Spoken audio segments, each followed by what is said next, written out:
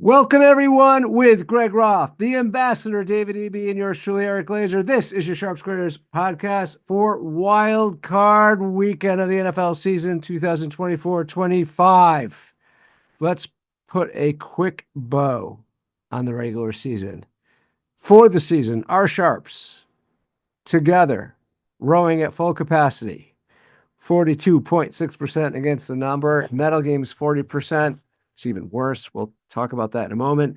Pick 5, even worse, 35.6%. 3-2-1, very similar, going 35.6% with our points and 37% for win-loss. I don't even know if we won the Booby Prize. Greg, we'll have to talk about that. I guess we won't know that till next week. Okay, last week I promised I'd give you guys a summary of our worst and top Sharps for the entire season now that we've put a bow on the regular season. So here we go. I decided to use 17 picks, so just about one pick a week as our minimum, and everyone else I kind of threw out. Here are the best Sharps. It's not saying much, but the best of the worst. Here they are, 6-1. Kelly Stewart from Bet On It is 13-13 or 50%. Gil Alexander beating the book 24-24-1, 50%. Number 4, Cleve TA 25-23 at 52.1%. Number 3 from Bet On It, Marco D'Angelo 17-5, 53.1%. These numbers are awful. Todd Wishnev 11-9, he's 55%. And Kyle Long, CBS's show, 13-7, 60%. So those are your top Sharps for 2024-25. Now for the worst Sharps. We will go from sixth to worst to the very worst. And then I've got some commentary on top of that. We've got the Favorites Pod at 28, 46-1, 37.8%. That's hard to do. Mackenzie Rivers, Dream Preview, 11-20, 35.5%. RJ Bell, 19-35-1, 35.2%. Also from the Dream Preview, of course. Fabian Summer, 14-28, 33.3%. Ross Tucker on his side plays, 29-53, 25.4%. And Rob Pizzola, Forward Progress, 4-16, 20% as the bottom of the barrel. Incidentally, the records we track may be slightly different from what those guys report on their show. Why is that? Well, first of all, we only look at side plays. We don't look at totals, props, anything like that. You know, obviously Ross Tucker does pretty well with Steve Fezzik on his show with those teasers. We don't track those.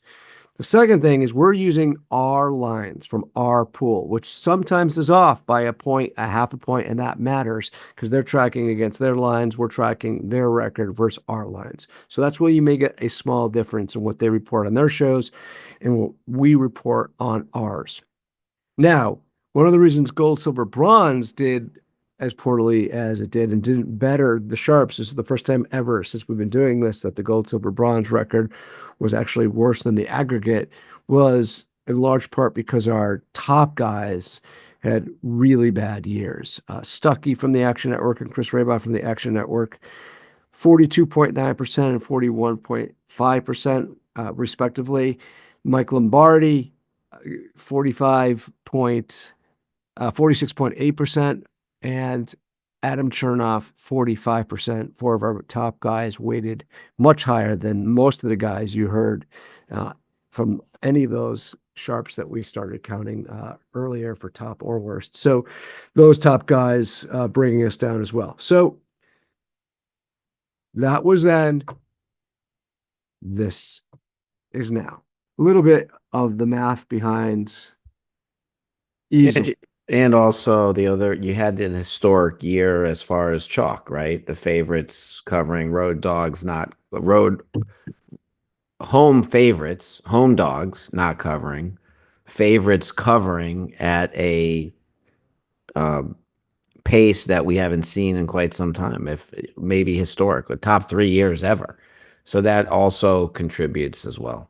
Well, I think that's good. Yeah. And incorporate into those records. So that was then. This is now. The last couple of years, we've been unbelievably effective, our Sharps have, during the playoffs. a slightly different algorithm because of the less amount of games. And to give you the best picks of those 6 games coming up this weekend is that cute little voice you just heard. Everyone's favorite fellow degenerate, the Greg Roth.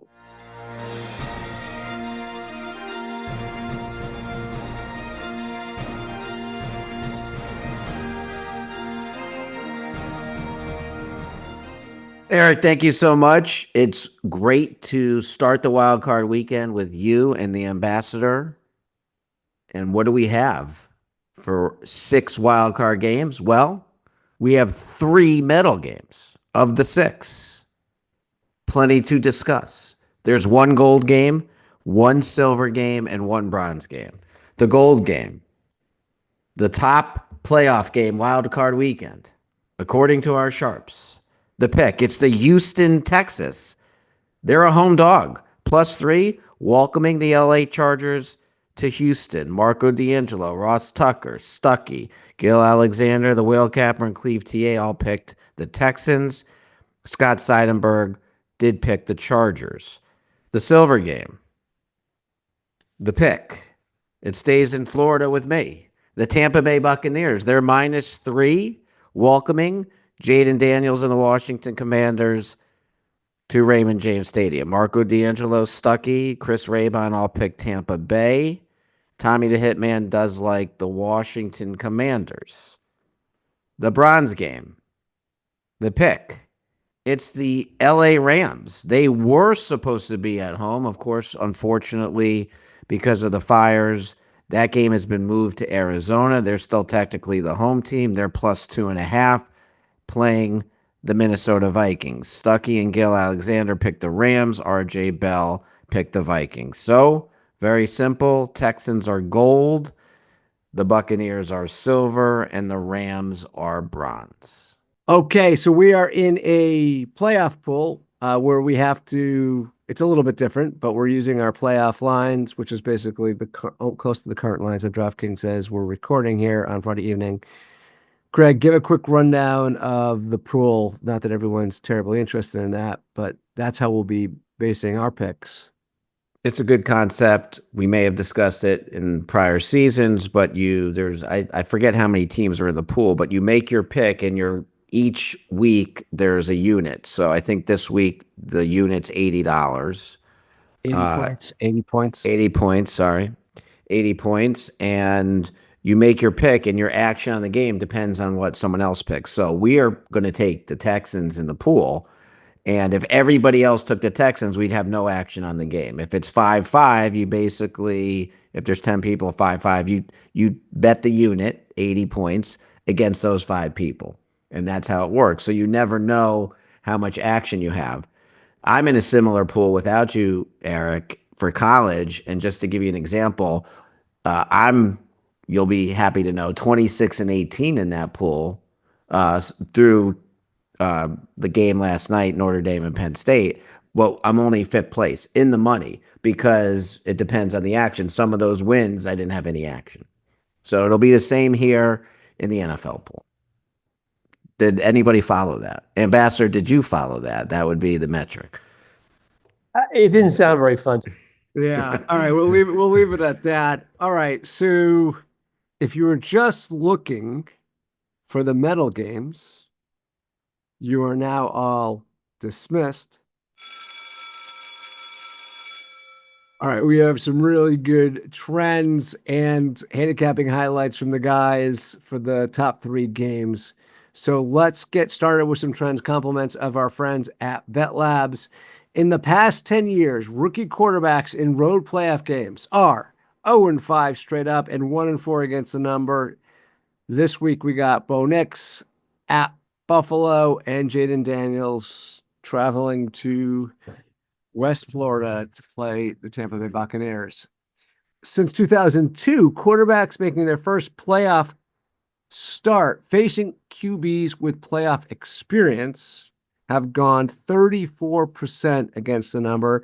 That's 1937 and 1. Bo Nix, of course, Jaden Daniels, and you could add Sam Darnold to the mix there. And kind of contrary to all that, or at least contrary to two of those three games, underdogs in this round since 2017 are 61% ATS, 52 and 34.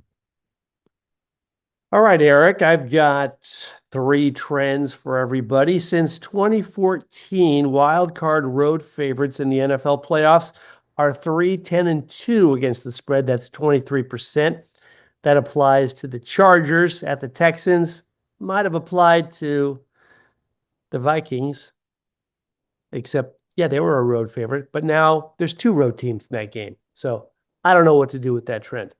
Since 2010, double-digit favorites in the NFL playoffs are 17-1 straight up and 13-5 against the spread. That applies to the Ravens against the Steelers, of course. Well, they're not quite double digits, 9.5, as Greg pointed out to us before the show, but we're rounding up here, so you can go with the Ravens in that trend. I'm pretty sure they're going to win. Sean Payton is 4-1 against the spread as an underdog in the NFL playoffs, and of course, his Broncos are at the Bills this weekend. First game, our gold game, Chargers at the Texans. We're in the Texans +3. Themes here, we have two identical offenses with some strong quarterbacks at both sides. Handicap synopsis, despite an impressive finish to the season, for the Chargers, the Sharps are not high in LA because of their weak schedule. On Saturday, the Bolts travel to Houston to square off against an injured Texans team that will hope to utilize their rushing attack against the Chargers' defensive front. Highlight, Stuckey from the Action Network points out that the Chargers have beaten only one playoff team all season, and that's the Denver Broncos. Skill Alexander of Beating the Book points out that the home dogs in the wild card round, as we mentioned earlier, are 70% ATS. Steve Fezzik from the Dream Preview wants to bet the team that's played a significantly harder schedule because, guys, teams with a higher strength of schedule are 32-12, and that is 73% on wild card weekend. Timestamps, Action Network, 11 minutes, 22 seconds. Beating the Book, 1 hour, 2 minutes. Dream Preview, 3 minutes and 50 seconds. Bet on it, 34 minutes and 40 seconds. And Even Money, 15 minutes, 49 seconds. Silver game, Tampa Bay -3, welcoming the Commanders. The theme, the Commanders cannot continue to win close games, right? We'll see. Handicapping synopsis. Rookie sensation Jaden Daniels has found a way to lead the Commanders to a shocking 12-win season. Although this Washington team has found a way to win close games throughout the season, Sharps believe their luck will run out as they travel to Tampa to take on a Buccaneers team that will look to outpace the rookie QB in his playoff debut. Marco D'Angelo from Bet On It points out that Washington has 12 wins, but only 2 have been versus teams with winning records. That sounds like a college football argument we've been having for quite some time. Chris Raymond from the Action Network believes that that Tampa Bay will put up a big number, and he doesn't think Washington will be able to keep pace with the high-powered and explosive Tampa Bay offense. Tommy the Hitman in Dissent thinks that Tampa Bay's schedule also has been weak since the bye, with no teams to expose their defense. Also, he points out the Buccaneers are struggling with cluster injuries on the defense. Timestamps, Action Network, 44 minutes, 40 seconds. Bet on at 3 minutes and 50 seconds. This week's bronze game is the Vikings and the Rams from Glendale, Arizona. The pick, the Rams +2.5. Coming off of the Christmas holiday, you all might have been thinking about the Nightmare Before Christmas. Well, this theme for this game is the Nightmare Before the Wild Card. That refers to Sam Darnold's poor play against the Lions in that Week 18 disappointment last Sunday. Handicap synopsis, with the number 1 seed in the NFC on the line, Sam Darnold looked like he was seeing ghosts last week versus the Lions. Sharps believe that Darnold's struggles will continue in his playoff debut against the Rams in that game that will be played in Arizona. Highlights, Gil Alexander from Beating the Book says that Detroit provided a blueprint to keep Darnold under pressure, and LA has the defense to do just that. Stuckey from the Action Network points out that the Rams basically had a bye last week, and they finished with a higher DVOA in comparison to Minnesota. He also points out the trend that we stated earlier. Quarterbacks making their playoff debut against a playoff experienced quarterback are just 34% ATS. However, RJ Bell from the Dream Preview believes that the Rams might just be the worst team left in the playoffs. They're the worst defense left in the playoffs by EPA, and they have the third worst offense of teams still in the playoffs. Timestamps, Dream Preview, 1 hour, 12 minutes, 26 seconds. Action Network, 35 minutes, 53 seconds. And Beating the Book, 50 minutes and 40 seconds. Good stuff. Thanks to the production team for a very stellar week. I am feeling very good moving into week 19, wildcard weekend. But before you get too cocky, just remember, none of us are truly sharp. But this is your Sharp Squares podcast. Good luck out there.